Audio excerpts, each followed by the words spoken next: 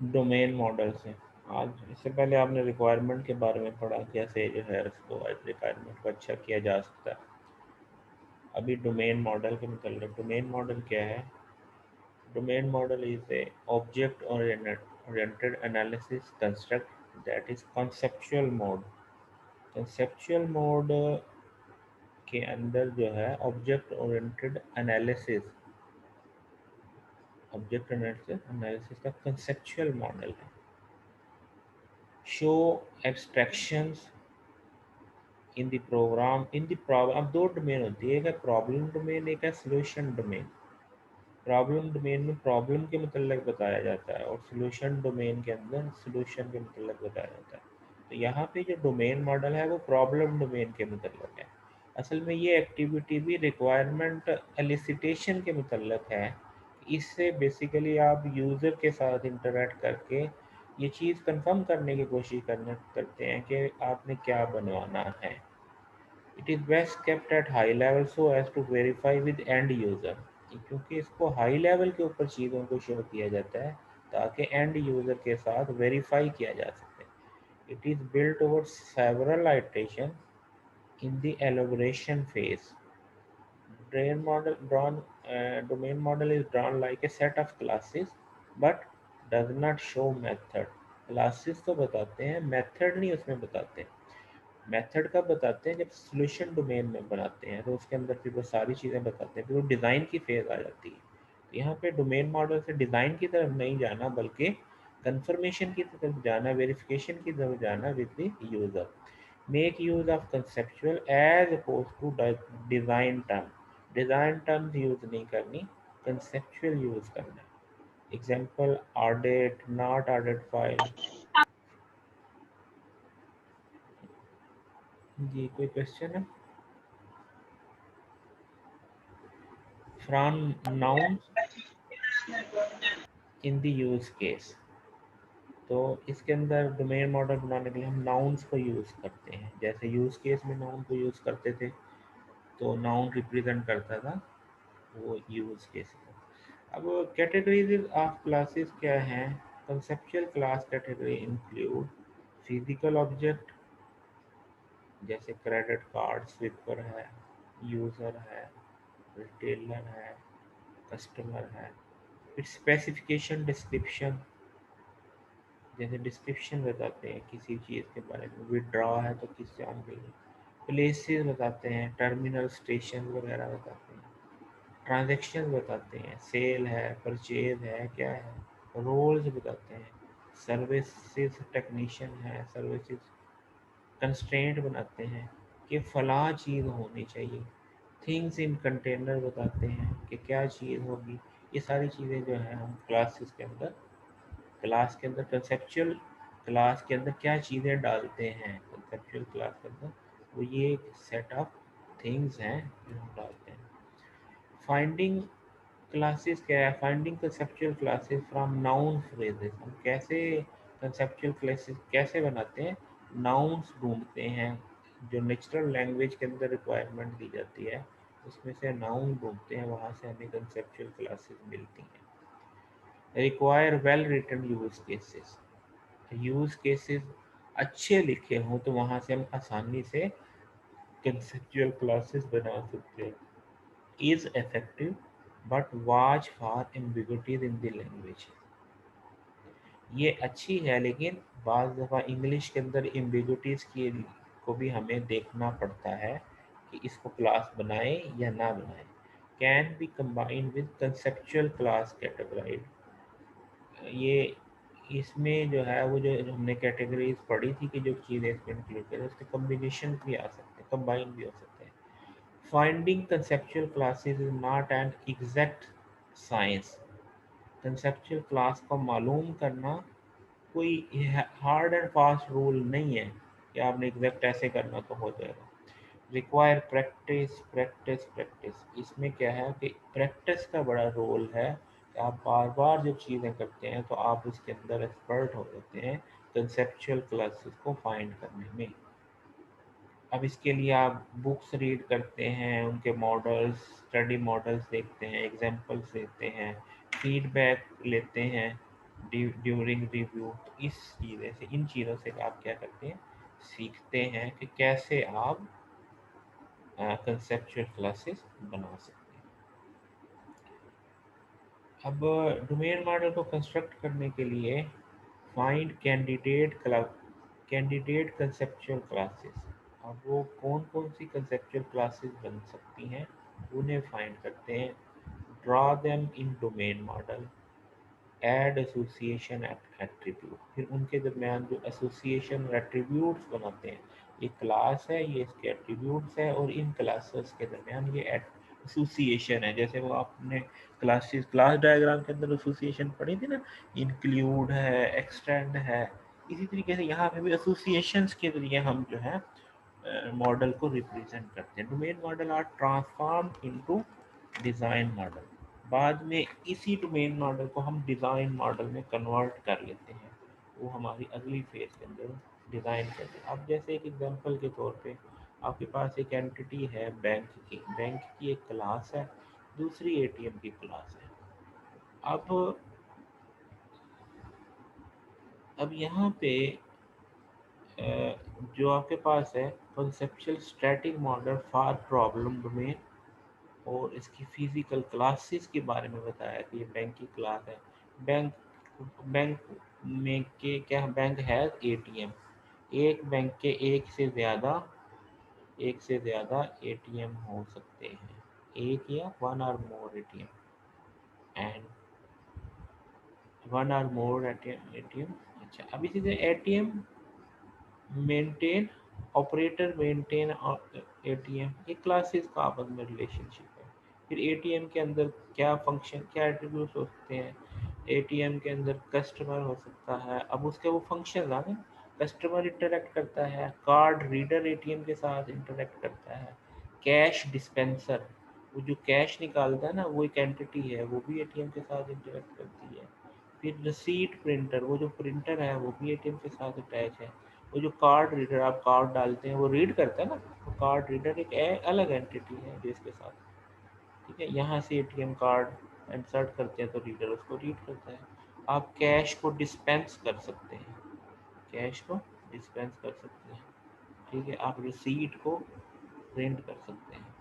तो ये अब इसके अंदर डिटेल नहीं है, फिजिकल चीज़ें नहीं है, मेथड्स नहीं है, सिर्फ क्या है, कॉन्सेप्ट है कि एटीएम और बैंक के दरमियान क्या रिलेशनशिप है, और एटीएम का इंटरनली उसके एट्रीब्यूट क्या क्या हो सकते हैं। अब डोमेन मॉडल क्या है, illustrate meaningful conceptual classes in problem domain. Conceptual classes को इलिस्ट्रेट करता है domain model. Represent real world concept not software component. अब इसके अंदर ये तो नहीं बताया कि जनाब इसके अंदर पॉलीमार्फिज्म है, या इसके अंदर डेटाबेसेस हैं, या इसके अंदर एरेज हैं। सॉफ्टवेयर के कंपोनेंट के बारे में नहीं बताता, किसके बारे में होता है, रियल वर्ल्ड कॉन्सेप्ट। बात वही बातें जो रियल वर्ल्ड में, जैसे एटीएम के अंदर क्या चीज़ है, software oriented class diagram will be developed later. कब बनाते हैं, ड्यूरिंग डिज़ाइन। वो जो बनाते हैं ना क्लास डायग्राम वगैरह, वो ड्यूरिंग डिज़ाइन फेजेस बनाते हैं, और ये क्या है, ये एनालिसिस के दौरान होता है। अब इनका जो है फ़र्क देखें, कंसेप्चुअल क्लास में आपने क्या है, सेल कंसेप्चुअल क्लास है, उसके एट्रीब्यूट क्या है, अमाउंट और आइटम। और इसी को अगर सॉफ्टवेयर आर्टिफैक्ट में बताएंगे, जैसे सेल की एक डेटाबेस है, या सेल की एक क्लास है जिसका एक डबल टाइप का, डबल क्या है, डाटा टाइप, वो एक वेरिएबल अमाउंट है। एक आइटम टाइप का, आइटम क्या है, कोई स्ट्रक्चर हो सकता है, क्लास हो सकती है, उसका एक वेरिएबल आइटम है। फिर एक इसका फंक्शन है प्रिंट का, अब इसके अंदर मेथड भी बताया है। तो ये क्या है, ये सॉफ्टवेयर आर्किटेक्ट यूज करते हुए, ये नहीं है। ये डिफरेंस है कि कंसेप्चुअल के अंदर सिर्फ ऐसे कॉन्सेप्ट बताए जाते हैं, ना कि इसके अंदर सॉफ्टवेयर आर्टिफैक्ट्स नहीं बताए जाते। This is not domain, this is not conceptual, this is conceptual, ठीक है। Domain model relationship conceptual class diagram, उसके अंदर आप क्लास बताते हैं, उसके एट्रीब्यूट्स बताते हैं, उसकी एसोसिएशन बताते हैं domain model.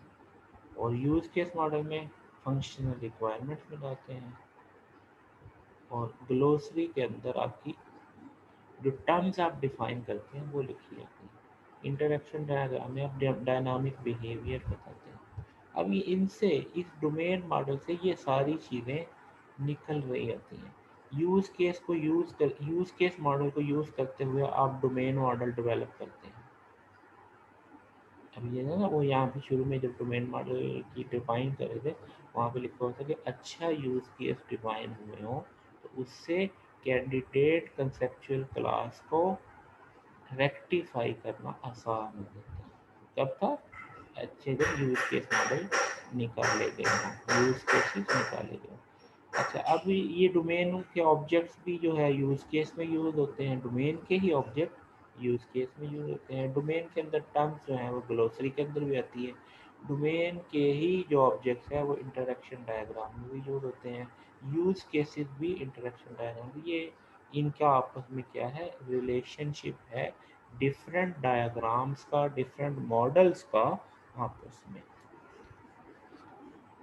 Identify conceptual classes from noun phrases, कि ये जो कंसेप्चुअल क्लासेस को नाउन फ्रेजेस से कैसे आइडेंटिफाई किया जा सकता है with respect to vision and scope, with respect to glossary, with respect to use cases are good for this type of linguistic analysis. ये एंटिटीज जो हैं, ये जो यूज केसेस हैं, ग्लोसरीज हैं, विजन एंड स्कोप है, इनकी मदद से आप क्या करते हैं, कंसेप्चुअल क्लासेस को आइडेंटिफाई करते हैं। However, word may be ambiguous or synonym, इसमें ये पॉसिबिलिटी है क्योंकि नेचुरल लैंग्वेज है, इसके अंदर एम्बिगुअस वर्ड भी यूज होते हैं, सिनोनिम भी यूज होते हैं। नाउन फ्रेसेस में आल्सो भी एट्रीब्यूट, अच्छा नाउन क्लासेस से एट्रीब्यूट भी बनते हैं और नाउन क्लासेस से क्लासेस भी बनते हैं। दोनों फ्रेज नाउन से बाज़ दफ़ा क्लास बन भी होती है, बाज़ दफ़ा एट्रीब्यूट बन होती है। जैसे if it store state information और it has multiple behaviour then it is a class. अगर वो क्या कर रहे हैं, स्टोर स्टेट इंफॉर्मेशन, इंफॉर्मेशन को स्टोर कर रही हो या मल्टीपल बिहेवियर को रिप्रेजेंट कर रही हो तो फिर हम इसको कहेंगे कि इसकी क्लास बना लें। और अगर वो जस्ट किसी नंबर को, किसी स्ट्रिंग को रिप्रेजेंट कर रही हो तो फिर उसको हम क्या बनाएंगे, एट्रीब्यूट। यानी एक वैल्यू को, जैसे आप एग्जांपल भी आ जाती है, जैसे यहाँ पे ये है, ये एक एक प्रॉब्लम डिस्क्रिप्शन है, इसको हमने क्या करना है, एनालाइज करना है। इसमें से सब्जेक्ट, वर्ब और ऑब्जेक्ट्स को निकालते हैं। ठीक है, does it represent a person performing an action, then it is actor. अगर कोई बंदा, अगर कोई बंदा किसी एक्शन को परफॉर्म कर रहा है तो उसको हमने क्या बना लेना, एक्टर बना लेना, और उसको रिप्रेजेंट कर देना आर से। जैसे यहाँ पे एक्टर कौन सा है, कस्टमर है, कस्टमर चेक करता है अकाउंट में, तो वो कस्टमर जो है वो एक एक्टर हो सकता है। ठीक है जी। तो अब if it is also a verb such as deposit then it may be a method, उसको फिर हम क्या कर सकते हैं, मेथड बना देंगे। जैसे यहाँ पे क्या है, एटीएम, जैसे अमाउंट टू विड्रा है, कस्टमर क्या करता है, विड्रा कैश है, डिपॉजिट कैश है, तो क्या है, ये हमारे पास क्या आ जाएंगे, मेथड डिपॉजिट। ठीक है, विड्रा। इसी तरीके से is it is a simple value such as colour है और मनी है, तो ये क्या बनेंगे, अगर ये सिंपल नंबर या हमारे पास कोई स्ट्रिंग बने तो इसको हम क्या बनाएंगे, एट्रीब्यूट, उसको ए से रिप्रेजेंट करेंगे। एट्रीब्यूट को ए से, मेथड को एम से और एक्टर को आर से रिप्रेजेंट करेंगे। Check for which of N P are unmark, फिर इनमें से जो अनमार्क रह जाएंगे उनको क्या करेंगे। अब जैसे यहाँ पे वो निकाल लिया ना, इसमें एटीएम क्या है, एक सब्जेक्ट है, वेरीफाई एक वर्ब है, कस्टमर एक ऑब्जेक्ट है, customer card number, customer card number ये एक ऑब्जेक्ट है, कस्टमर खुद से सब्जेक्ट है, और ये पिन नंबर ये भी एक ऑब्जेक्ट है। उसके ऊपर काम होता है ना, पिन, पिन के ऊपर कस्टमर का पिन नंबर एक ऑब्जेक्ट है, कस्टमर का कार्ड नंबर एक ऑब्जेक्ट है। ठीक है। और account balance, check the account balance, account balance object है, चेक करना जो है वर्ब है। ये हमारे पास डिफरेंट जो है स्टेटमेंट के अंदर।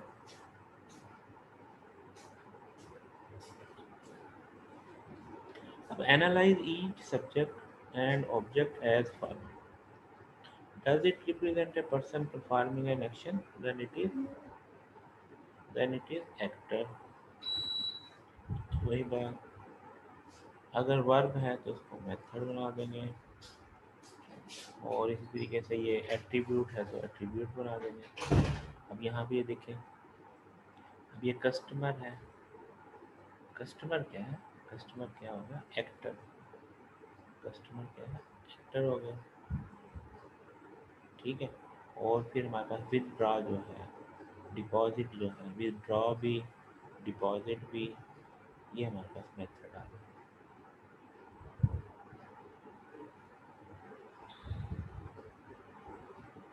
चेक, चेक बैलेंस जो है ये भी हमारे पास मेथड आ गया।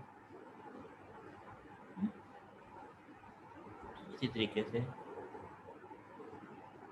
अब इसमें से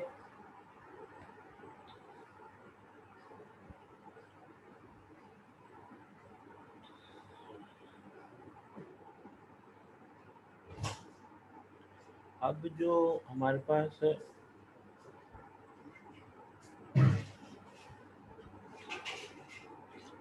जो नाउन हमारे पास रेक्टिफाई नहीं हुए उनको हम क्या बनाते हैं, verb can also be A class. जैसे डिपॉजिट, डिपॉजिट के अंदर अगर ज़्यादा चीज़ें हम डालते हैं उसको क्लास में,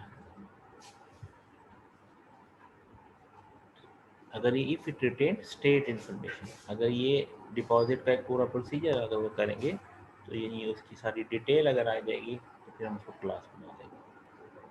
तो यहाँ पे अब क्लास क्या है, एटीएम के नाम से क्लास है। एटीएम क्या है, क्लास। अब ये जो आपके पास डिपॉजिट है, depositing ask the customer to enter.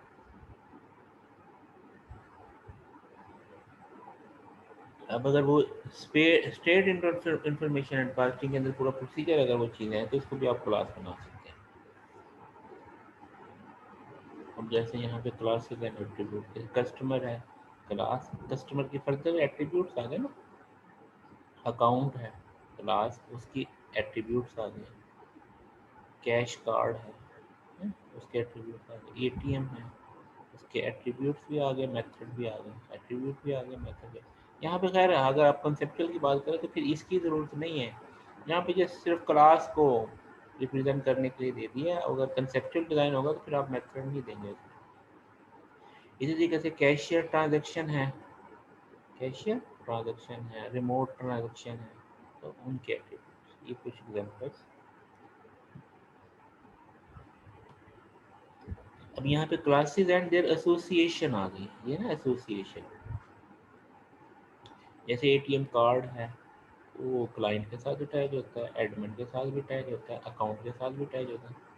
देखो ना, एटीएम कार्ड की इंफॉर्मेशन अकाउंट मेंटेन भी कर रही होती है, एडमिन जो है एटीएम कार्ड को डिसेबल भी कर सकता है, उनको चेक भी कर सकता है। फिर इसी तरह क्लाइंट की भी इंफॉर्मेशन, क्लाइंट जो है वो इंटरेक्ट करता है थ्रू एटीएम कार्ड।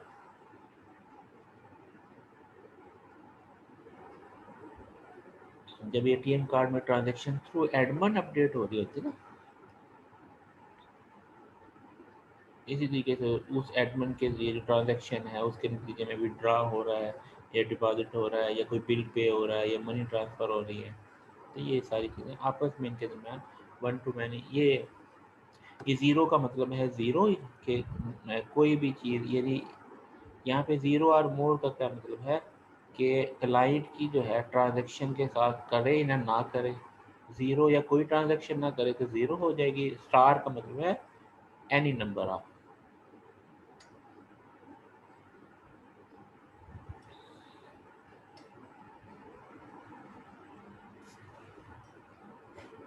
ये इस तरीके से जो है हम एसोसिएशन को शो कर लेते हैं। अब डोमेन मॉडल को क्रिएट करने के स्टेप्स क्या हैं, सबसे पहले आप आइडेंटिफाई करें कैंडिडेट कंसेप्चुअल क्लासेस को, उनको ड्रा कर लें डोमेन मॉडल।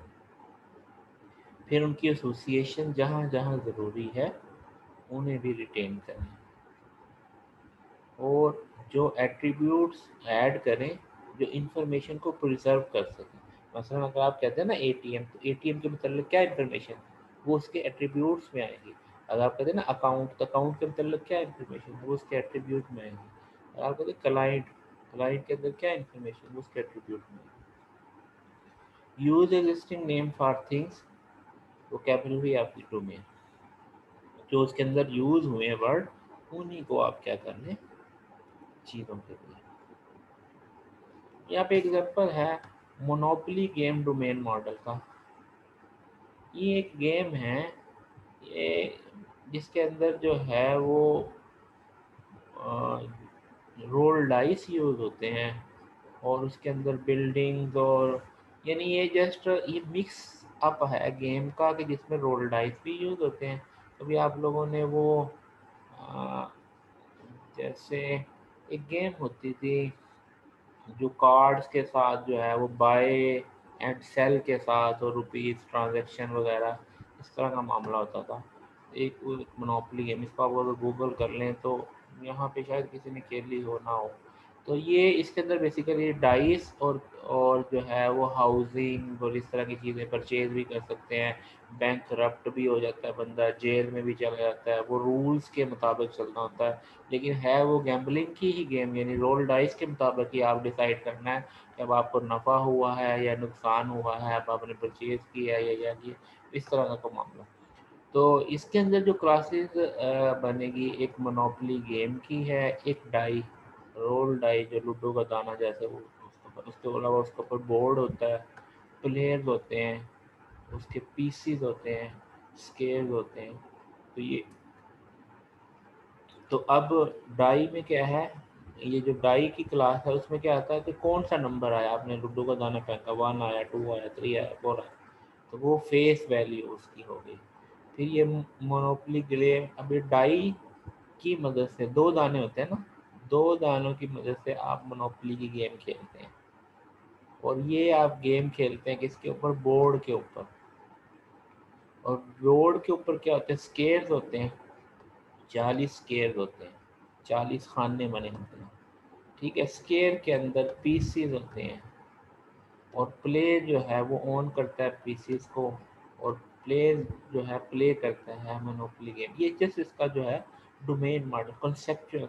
इसको बल्कि मैं एक काम करता हूँ, आपको मैं यही चीज़ थोड़ी सी पहले देख रहा था, उसको मैं थोड़ा सा शो भी करवा देता हूँ आपको, तो ताकि आपको इसका थोड़ा सा अंदाज़ा हो जाए। ये देखें, ये कुछ इस तरह की है मोनोपोली गेम, इस तरह का ये इसका ये बोर्ड है, इसके ऊपर ये ऐसे 40 बॉक्सेस बने हुए हैं, उसके ऊपर वो ये दो लूडो के दाने होते हैं, और फिर इसको ये खेलते हैं, इसमें सेल परचेज और ये सारी चीज़ें होती हैं, इनकी कीमत होती है, आपको पैसे, ये इसके मुख्तलिफ वर्जन है, मुख्तलिफ कंट्रीज़ के अंदर मुख्तलिफ वे से इसको खेला जाता है। ठीक है, ये वो मोनोपोली गेम है। तो अब इसका वो असल में वो बताना चाह रहा है कि ये डाइस का रिलेशनशिप मोनोपोली गेम के साथ है, या यूज़र भी इस गेम को खेलता है। ये बोर्ड है, बोर्ड के अंदर ये 40 जो है वो स्केयर्स हैं, फिर स्केयर के अंदर एक पीसीज हैं। तो ये इस तरह की चीज़ जो है यहाँ पे इसका जो है वो क्या बनाया, डोमेन मॉडल बनाया। इसमें ये आपस में के रोल ऑफ डाइस का इस आपस में इसका क्या है इंटरेक्शन जो है वो चीज़ होगी।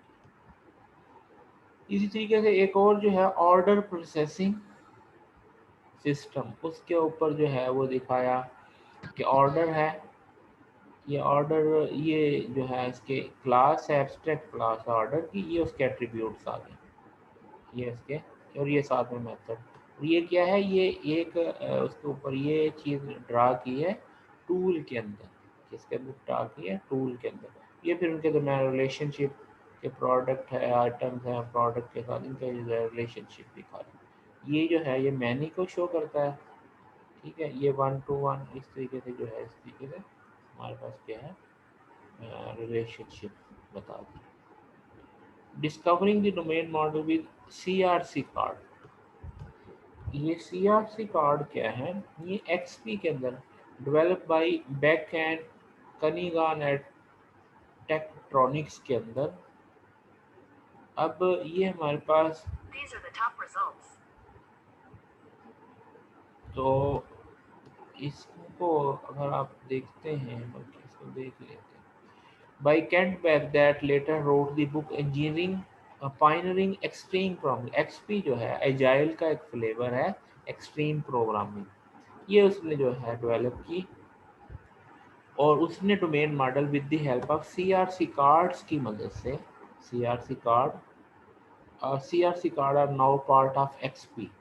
उसने क्या किया, CRC कार्ड की मदद से डोमेन मॉडल का कॉन्सेप्ट दिया, डिस्कवर किया CRC कार्ड की मदद से। अब ये आपके पास CRC कार्ड है जिसके अंदर क्या दिया जाता है, क्लास का नेम दिया जाता है, यहाँ पे रिस्पॉन्सिबिलिटी बताई जाती है और कोलैबोरेटर बताया जाता है कि फ़लाँ रिस्पॉन्सिबिलिटी फ़लाँ बंदा करेगा, फ़लाँ रिस्पॉन्सिबिलिटी फ़लाँ बंदा करेगा। और ये इस कार्ड के अंदर यही इंफॉर्मेशन होती है। इस इंफॉर्मेशन की मदद से इसको क्या कहा गया, CRC कार्ड। CRC कार्ड की मदद से डोमेन मॉडल डेवलप करने का जो काम किया वो इसने, ये कनिगान, बेक कनिगान ने किया टेक्ट्रॉनिक्स के अंदर, टेक्ट्रॉनिक्स के अंदर। ये क्या, क्लास, रिस्पॉन्सिबिलिटी एंड कोलैबोरेटर, कौन करेगा वो कोलैबोरेटर, क्या करेगा वो रिस्पॉन्सिबिलिटी, किस क्लास का है वो class name. CRC card, ordinary index card, each card represent class of objects, 3 by 5 is preferable to, ये size है 3 by 5 to 4 by 6, 3 for,